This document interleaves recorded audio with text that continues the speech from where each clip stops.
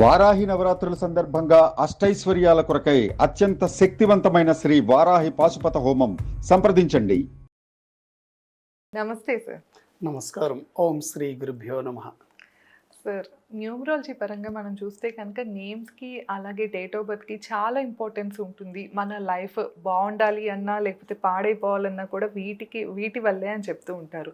అలాంటిది పుట్టిన పిల్లలకి అంటే న్యూ బోర్న్ బేబీస్కి పేర్లు పెట్టేటప్పుడు ఎలాంటి జాగ్రత్తలు తీసుకోవాలంటారు? అసలు ఒక్క పేరు పెడతానికి న్యూమరాలజీ పరంగా ఏవేవి అంశాలు ముఖ్యంగా ఉంటాయి? ఈ విషయాలు ఒకసారి తెలియజేస్తారా? అలానే నిక్ నేమ్స్తో పిలుస్తూ ఉంటారు చాలామంది. అయితే ఇంట్లో నిక్ నేమ్సే ఇప్పుడు ఎక్కువ అయిపోయాయి. వైఫ్ అండ్ హస్బెండ్ కూడా నిక్ నేమ్తోనే పిలుచుకుంటున్నారు. అసలు ఈ నిక్ నేమ్తో పిలవచ్చా లేదా? ఈ విషయాలన్నీ కూడా ఒకసారి నేమ్స్ గురించి క్లారిటీ ఇవ్వండి సార్. మ్యారేజ్ అయిన తర్వాత దంపతుల జీవితాల్లో ఆనందకరమైన సంతోషాలు బేబీ డెలివరీ అండి. అవును సార్. ఒక బిడ్డ పుట్టిన తర్వాత తల్లిదండ్రులు ఒక మంచి పేరు అందించాలని కోరుకుంటారు. అవును. ఒక న్యూమరాలజిస్ట్గా నేనేం చెప్తానంటే, మీరు పిల్లలకి ఆస్తులు ఇవ్వాలని కోరుకుంటారు. మీరు ఇచ్చిన ఆస్తి అది ఉండొచ్చు లేదా ఏదో రకంగా కరిగిపోవచ్చు. కానీ మీ బేబీకి గనక మీ పేరు అనేది పర్ఫెక్ట్గా ఉంటే మీరు ఆస్తులు ఇవ్వకపోయినా కూడా వాళ్ళ లైఫ్లో సక్సెస్ అవుతారు. ఎందుకంటే పేరులో పవర్ ఉన్నప్పుడు ఆ వ్యక్తికి నాలెడ్జ్ అనేది సహకరిస్తుంది. పేరులో పవర్ లేనప్పుడు ఎంత నాలెడ్జ్ ఉన్నా, ఎన్ని తెలివితేటలు ఉన్నా, ఎన్ని స్కిల్స్ ఉన్నా కూడా వాళ్ళు సక్సెస్ అయ్యే అవకాశమే లేదు. కొంతమంది బాగా చదువుకొని ఉంటారు కానీ లైఫ్లో సక్సెస్ కారు. మరి కొంతమందికి ఎంతో కొంత టాలెంట్ ఉంటుంది కానీ వాళ్ళు ఎవరు ఊహించనంత స్థాయిలో ఉంటారు. మా ముందే ఉన్న వ్యక్తి ఈరోజు ఆ స్థాయిలో ఉంటారు. వాళ్ళకంటే ఎక్కువ టాలెంట్ మా దగ్గర ఉంది కానీ మేము సక్సెస్ కాలేకపోయామని అనుకుంటారు. కారణం ఏంటి అంటే వాళ్ళ పేరెంట్స్ వాళ్ళకు మంచి పేరు అందించి ఉంటారు. ఎప్పుడైతే మంచి పేరు అందించి ఉంటారో ఆటోమేటిక్గా వాళ్ళ లైఫ్లో అన్ని పాజిటివ్ని అట్రాక్ట్ చేస్తారు. ఓకే సార్, మరి ఇదివరకు కాలంలో చూస్తే మనకి న్యూమరాలజీ అనేది లేదు కదా. అంటే పేర్లు జస్ట్ పుట్టిన టైం నార్మల్గా పెట్టేసుకునేవాళ్ళు కదా. అంటే మహా అయితే ఆస్ట్రాలజీ పరంగా ఫస్ట్ లెటర్ ఒకటి కన్సిడర్ చేసుకుని పెట్టేసుకునేవాళ్ళు కదా. మరి ఎట్లాగా వాళ్ళందరూ సక్సెస్ అవ్వలేదంటారా? దానికి ఇప్పుడు చెప్తారు. చాలా మంది మీరు చూడండి, తెలుగు రాష్ట్రాల్లో ఎప్పుడైనా ఒక బేబీకి నేమ్ నిర్ణయించేటప్పుడు ఇది అనాదిగా వస్తుందండి, ప్రారంభం నుంచే. ఎలా పెడతారు పేరు? నక్షత్రం ఆధారంగా పెడతారు.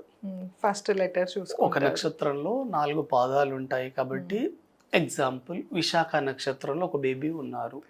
ఆ బేబీకి తా లెటర్ కానీ తీ కానీ తే కానీ తోతో ఏదో పెడతారు.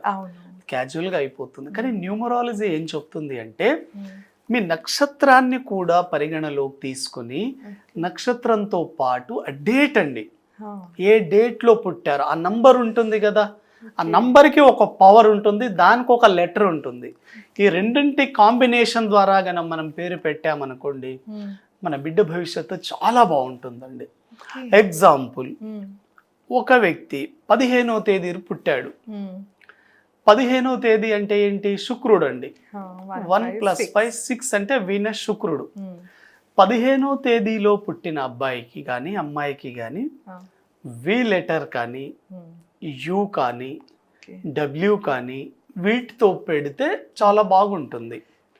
కానీ ఈ 15వ తేదీలో పుట్టిన వాళ్ళకి ఎస్ లెటర్తో కానీ అదేవిధంగా ఎల్ కానీ జీ కానీ సి కానీ ఈ లెటర్లతో ఎట్టి పరిస్థితుల్లో పేరు పెట్టకూడదు. తల్లిదండ్రులు పొరపాటున కూడా తెలియక పెట్టేస్తారు. అంటే యాంటీ లెటర్స్ 100% యాంటీ లెటర్స్ కూడా ఉంటాయి. ఓకే, ఇక్కడ యాంటీ లెటర్స్ గురించి వచ్చింది కనుక ఇప్పుడు జనరల్గా వి అంటే విక్టరీ, చాలా బ్రైట్గా ఉంటారు. వి అని విక్టరీ అని చాలా మంది విక్టరీ వెంకటేష్ గారు కానీ ఇట్లా వి యాడ్ చేసుకుంటూ ఉంటారు కదా విక్టరీ అని. చాలా వరకు ఇంటర్నేషనల్ ఒక సర్వే సంస్థ చేసిందండి. వరల్డ్ వైడ్గా టాప్ మోస్ట్ 100 పీపుల్స్ని సర్వే చేస్తే ఏ లెటర్లలో ఉన్న వాళ్ళు టాప్లోకి వెళ్ళారని వాళ్ళు సర్వే చేశారు. బి లెటర్ వాళ్ళు ఉన్నారు దాంట్లో, ఆర్ లెటర్ వాళ్ళు ఉన్నారు, ఏ లెటర్ వాళ్ళు ఉన్నారు, ఎం లెటర్ వాళ్ళు ఉన్నారు, జే లెటర్ వాళ్ళు ఉన్నారు. జే లెటర్ అండి. అంటే ఆ సర్వే సంస్థ అంటే వాళ్ళు న్యూమరాలజీ పరంగా చేయలేదు కానీ టాప్గా ఉండే వ్యక్తులు ఎవరెవరు ఉన్నారు ఎక్కువగా అని. కాబట్టి మీ పిల్లలకు కూడా మీరు పేర్లు పెట్టేటప్పుడు ఇలా ప్రపంచంలో ప్రసిద్ధులైన వ్యక్తులు ఈ 5 లెటర్లలో ఉన్నారు. ఏ కానీ, వి కానీ, ఆర్ కానీ, ఎం కానీ, జే కానీ, ఈ లెటర్లతో గనక పేరు పెట్టేటట్లయితే పిల్లలకి చాలా బాగా కలిసి సార్ వస్తుంది. మరి ఇవి యాంటీ లెటర్స్ కింద ఏ నక్షత్రం కానీ ఏ అంటే మనం చూసుకోవాలి, మళ్ళీ స్పెసిఫిక్ డేట్ ఆఫ్ బర్త్ చూసుకోవాలండి. స్పెసిఫిక్ డేట్ ఆఫ్ బర్త్ ఆధారంగా మన పిల్లలకి కనుక మనం పేరు సెలెక్ట్ చేస్తే వెరీ వెరీ పవర్ఫుల్ అండి. కొంతమంది పేరెంట్స్ నిక్ నేమ్తో పిలుస్తుంటారు. All nick names are bad names and negative names అండి. పొరపాటున కూడా మీ ఇంట్లో మీ పిల్లలకి మీరు నిక్ నేమ్స్తో పిలవకండి. ఇప్పుడు న్యూమరాలజీ దగ్గర మంచి పేరు పెట్టించుకుంటారు, మేము ఒక గుడ్ వైబ్రేషన్ ఇచ్చే పేరు ఇస్తామండి. ఏ న్యూమరాలజిస్ట్ అయినా పేరు ఇచ్చినప్పుడు మంచి పేరే ఇస్తారు వాళ్ళు. ఆ గుడ్ వైబ్రేషన్ ఉన్న నేమ్ ఉన్నప్పుడు మీరు కాలింగ్ నేమ్ రాంగ్గా పిలిస్తే ఎలా? ఇప్పుడు ఒక అబ్బాయికి నేను అర్జున్ అనే పేరు ఇచ్చాను. అర్జున్ అనే పేరులో 15వ నంబర్ ఉంటుంది. 15వ నంబర్ అంటే సంపద, సమృద్ధి, లగ్జరీ. కానీ మీరు లక్కీ అని పిలిస్తే ఎలా? లక్కీలో లక్ ఉండదు. విజయలక్ష్మిలో విజయమే ఉండదు, మీరు గుర్తుపెట్టుకోండి. పేరు వేరు, పేరుకుండే పవర్ వేరు. కాబట్టి ఎప్పుడైనా మన పేరు యాజ్ టీజ్ గా ఉన్నప్పుడు పవర్ ఎక్కువగా వస్తుంది.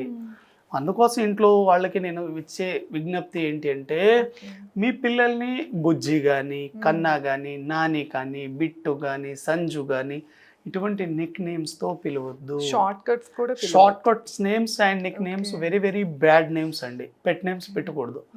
కొంతమంది ఏం చేస్తారు, జంతువుల పేర్లతో పిల్లల్ని పిలుస్తూ ఉంటారండి. కాబట్టి జంతువుల పేర్లు ఎప్పుడు పిల్లలకి పెట్టొద్దు. అదే విధంగా కొంతమంది అమ్మాయిలకి మనం కనుక గమనిస్తే, అమ్మాయిలకి ఎప్పుడూ కూడా మంచి మంచి పేర్లు పెట్టాలండి. చాలామంది పక్షుల పేర్లు పెడతారు అమ్మాయిలకి, పాముల పేర్లు పెడతారు, తర్వాత పర్వతాల పేర్లు పెడతారు, నక్షత్రాల పేర్లు పెడతారు. అవి పెట్టకూడదు. ఎగ్జాంపుల్, కొంతమంది అమ్మాయిలకైతే మీరు కావేరి, గంగా, యమున ఇటువంటి పేర్లు పెడతారండి. పెట్టకూడదండి. కొంతమంది పక్షుల పేర్లు హంస అని పెట్టకూడదండి. ఇవి మనిషికి రిలేటెడ్ నేమ్స్ కావు. పాముల పేర్లు కూడా పెడతారు అమ్మాయిలకి, నాగిని అని ఇటువంటి పెడతారు. పెట్టకండి. అమ్మాయిల పేర్లలో కూడా మనం పెట్టేటప్పుడు ఎప్పుడైనా గుర్తుపెట్టుకోండి, నేను ప్రతి తల్లిదండ్రులకు చెప్తున్నాను, మీ ఇంట్లో గనక అమ్మాయిలు గనక పుట్టుంటే నిజంగా అదృష్టమే. అమ్మాయి పుట్టాలంటే అదృష్టం ఉండాలి. కానీ ఆ అమ్మాయి పేర్లకి తా అనే లెటర్ యాడ్ చేయకండి. అమ్మాయి పేర్లలో తా ఉంటే వాళ్ళ విద్య చాలా బాగుంటుంది, ఎడ్యుకేషన్ బాగుంటుంది. కానీ రేపు మన బిడ్డని మనం పెళ్లి చేసి అత్తారింటికి పంపించినప్పుడు వాళ్ళ ఫ్యామిలీ లైఫ్ చాలా డిస్టర్బెన్సెస్గా ఉంటుంది. మీ చుట్టుపక్కల ఉండే వాళ్ళు ఎవరినైనా గమనించండి, పేరు మొదలు తా ఉన్నా, పేరు చివరిలో తా ఉన్నా, తా ఉండే అమ్మాయిల భవిష్యత్తు చాలా అగోచర గమ్యంగా ఉంది. వాళ్ళు చాలా కష్టాల్లో ఉన్నారు. కొంతమంది విడాకులు తీసుకున్నారు, కొంతమంది భార్యాభర్తలు దూరంగా ఉన్నారు, ఫ్యామిలీ లైఫ్ డిస్టర్బెన్స్గా ఉంటుంది. కాబట్టి న్యూ బర్న్ బేబీకి మీరు ఎవరైతే పేరు పెట్టాలనుకుంటున్నారో, మీకు కనుక అమ్మాయి పుట్టుంటే అటువంటి వాళ్ళకి తా లెటర్తో పేరు పెట్టకండి. వెరీ వెరీ డేంజరస్ అండి. అదేవిధంగా మనం మగపిల్లలకి పేరు పెట్టేటప్పుడు ఎక్కువగా మనం పిలిచే సౌండ్ ఉంటుంది కదండి, దీన్ని సౌండ్ వైబ్రేషన్ అంటారు. అంటే మనం ఒక పేరు పలికేటప్పుడు ఆ పేరు వింటున్నప్పుడు మనకు సౌండ్ వైబ్రేషన్ చాలా బాగా అనిపించాలి. ఎగ్జాంపుల్ మీరు చూడండి, మైకేల్ జాక్సన్ పేరు మీరు వినే ఉంటారు. మీకు ఆ పేరు వినంగానే మీకు ఒక తన్వయత్వం వస్తుంది మీ బాడీలో. మీరు అదే విధంగా హిట్లర్ పేరు విన్నారనుకోండి, ఎలా అనిపిస్తుంది? కాబట్టి ఒక పేరు మనం వింటున్నప్పుడు ఆ పేరు తాలూకు వైబ్రేషన్ పాజిటివ్గా ఉండాలి.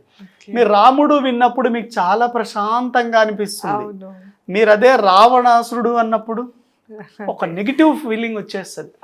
పేరులోనే పవర్ ఉంది, పేరులోనే అదృష్టం ఉంది, పేరులోనే దురదృష్టం ఉంది. మీకు పేరు ద్వారానే కష్టం వస్తుంది, పేరు ద్వారానే నష్టం వస్తుంది, మీ పేరు ద్వారానే విజయం ఉంటుంది. ఒక మార్కెట్లో ఒక వ్యక్తి సక్సెస్ఫుల్ అవుతున్నాడంటే పేరే కారణం.